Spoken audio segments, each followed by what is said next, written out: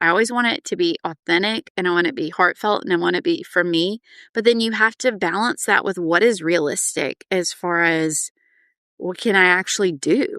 I cannot do all the things. I cannot authentically, personally touch every single component because I am a finite mortal human being. And so I can want to write every word of every post. I can want to be the person who posts it myself. I click the button that says post. I can want all of that, but then it won't happen. I can't want to paint every single painting and want to post every single post and want to be all things to all people. So that was messy. I felt overwhelmed because I didn't have all the logistics in place. And part of that is just going to happen no matter what when you start something, especially if you have another full-time job and you're starting a new venture, like your career as an artist, or in my case, starting a podcast and starting an online collective. Like, the beginnings are a messy time, and feeling overwhelmed is not bad, but it can feel ugly. And that was one of them. Yeah. My next one list says figuring out how to not juggle it all. This goes right back to the beginning of feeling overwhelmed. The third one is less print sales. I did not sell as many prints this year. And fine art, giclée prints. That had been a bigger percentage. It's not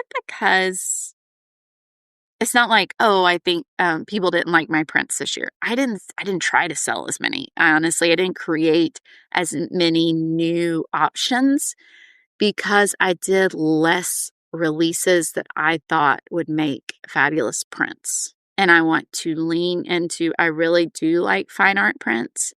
That is a wonderful form of income that is actually passive. After creating the original, my printer takes care of all the other work. So I want to lean back into that. That was a portion of income that I had less of this past year. And it was because I didn't put any attention to it, really.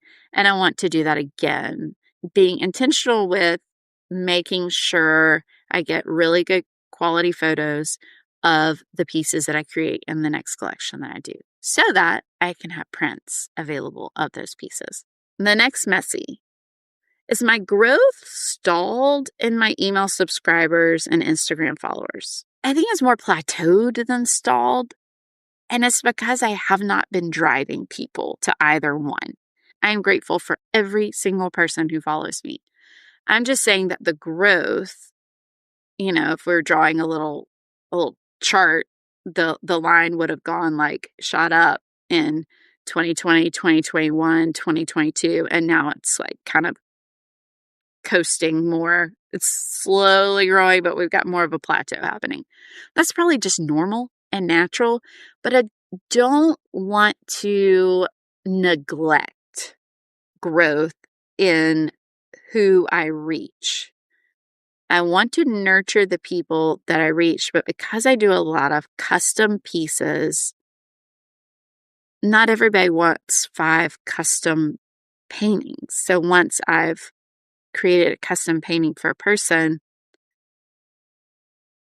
they may or may not be someone who purchases art from me in the future, although I do have a lot of repeat buyers. So it's just something I'm thinking about. It's a little bit messy in that I don't want to ignore it, and I don't love that my growth stalled, especially my email subscribers. I actually need to work on that. I did not put in enough effort into growing my email subscribers last year, and so I would like to put in more effort into growing and nurturing that email community.